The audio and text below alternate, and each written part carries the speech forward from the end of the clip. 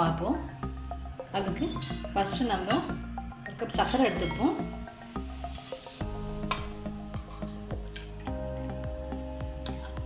Cup தண்ணி ஊற்றிப்போம்.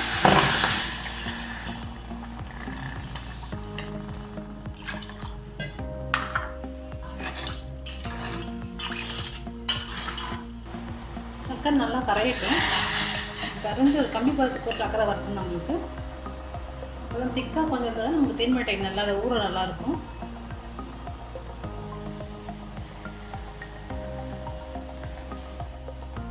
இந்த தோசை மாவு வச்சுருக்கோம், இட்லி மாவு வச்சுருக்கோம் இல்லையா, இதுலேயே நம்ம செஞ்சுக்கலாம். இன்றைக்கி அரைச்ச மாவு தான் எடுத்துருக்கேன். தோசை மாவு இந்த இட்லி மாவில் கொஞ்சம் சோடா உப்பு சேர்த்துக்கோங்க. அப்போ தான் நல்லா உப்பி வரும் உங்களுக்கு தேன் மிட்டாய். இந்த கலரையும் நம்ம ஆட் பண்ணிப்போம். இப்போ மிக்ஸ் பண்ணிப்போலாம்.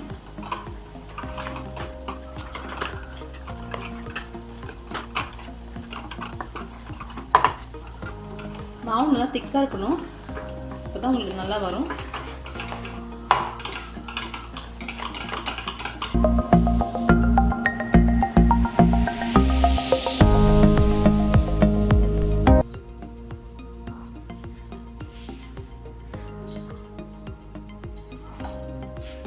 எண்ணெய் காஞ்சிடுச்சு.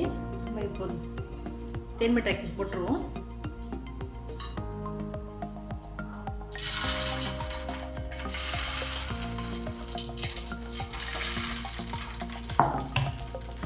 அடுப்பு மெல்லிசாக வச்சுக்கோங்க, நான் கறியிட போது.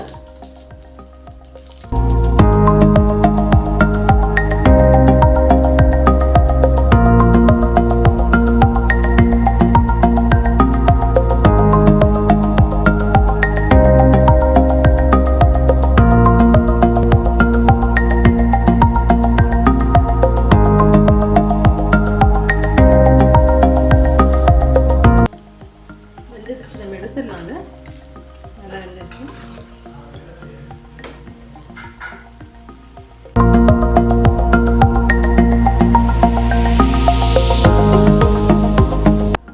நம்ம தேன் மிட்டாயெல்லாம் ரெடி ஆகிடுச்சு. நல்லா எடுத்துட்டாச்சு.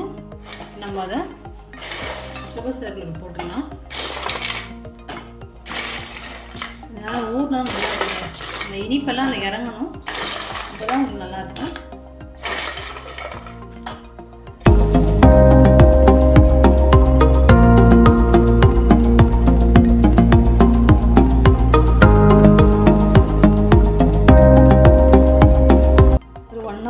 நல்லாயிருக்கும் இது. நம்ம அப்புறமா ஊருக்கு எப்படி இருக்குன்னு பார்ப்போம்.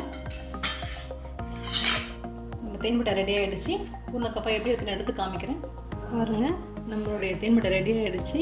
எவ்வளோ நல்லா ஊறி இருக்குது பாருங்கள். உள்ளெல்லாம் நல்லா ஜூஸியாக இருக்குது. நல்லா ஃபுல்லாக ஊறிடுச்சு.